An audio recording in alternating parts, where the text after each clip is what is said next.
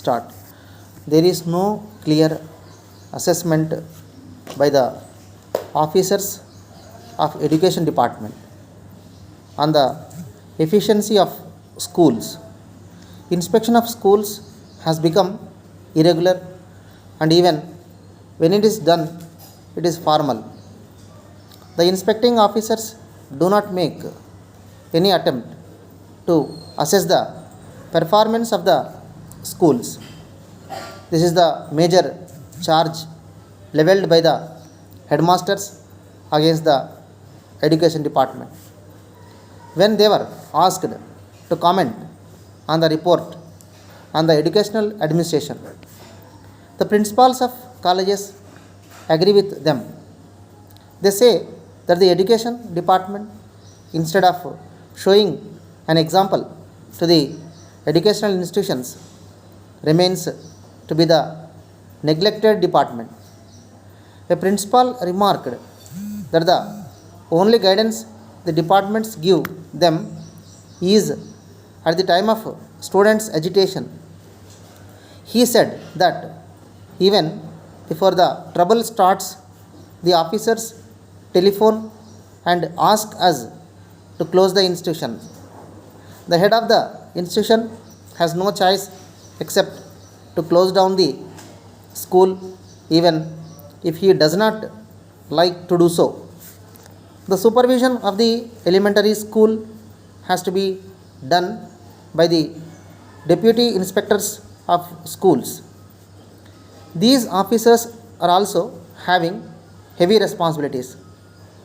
These include supervision of the midday meals scheme, collection of money to the various funds, including the raffles.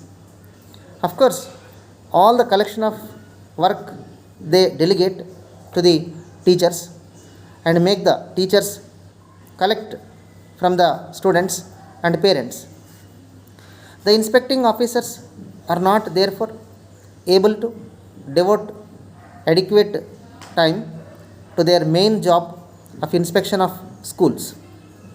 The headmasters always and at all times feel that to give relief to the officers of the education department of their non academic work may not be immediately possible, but the government can appoint more inspecting officers to remedy the situation.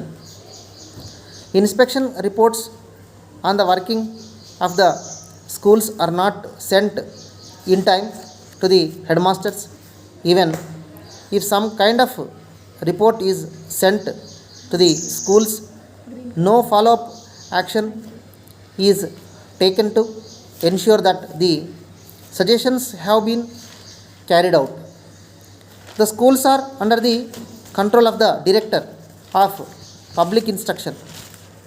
Although they are managed by various agencies, the government is the real agency because it pays salaries of the staff and distribute grants for the construction of buildings, purchase of laboratory equipment, library books, and for maintenance of schools. The headmasters say that no officer in the education department is inclined to help schools even in regard to simple issues or in matters relating to discipline or teaching.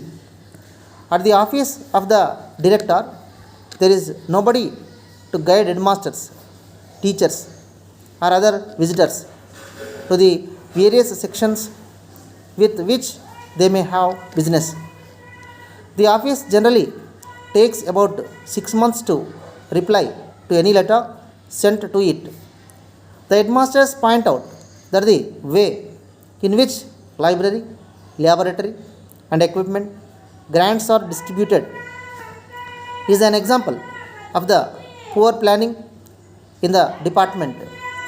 These grants are disbursed all of a sudden in the last week of February or early in March.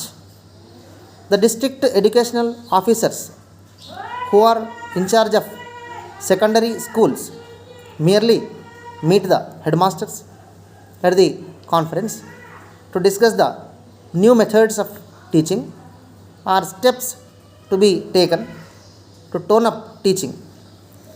As regards discipline among the students, the headmasters feel that there is no discipline at all and that both the parents and teachers are responsible for the sad affairs.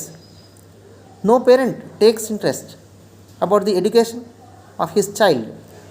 Dear sir, I am in receipt of your letter dated 23rd July 1972. I am happy to note that you have carefully examined the proposals contained in the said letter and that you are taking prompt action in the matter. In the circumstances explained in your letters, I am writing to my firm at Bombay to contact you or your representative and have personal discussions on the issue. Under any circumstances, we assure you that we will place an order and execute an agreement on the lines suggested by you. Meanwhile, we shall be thankful to you if you could kindly arrange to send your latest catalog for our information. We propose to have a meeting of our board of directors very shortly, and we want to place your proposals before the board for their consideration. If the board of directors desire to visit the work spot, I shall let you know sufficiently in advance so that you may be ready with your arrangements. At the work spot, one of our engineers desires to have a thorough examination at the project. We want to open a showroom as early as possible, and we look forward for your full cooperation. In this regard, after the showroom is opened, we will be in a position to place the maximum orders possible. I shall be very much obliged for an early and prompt reply in the matter. Yours faithfully.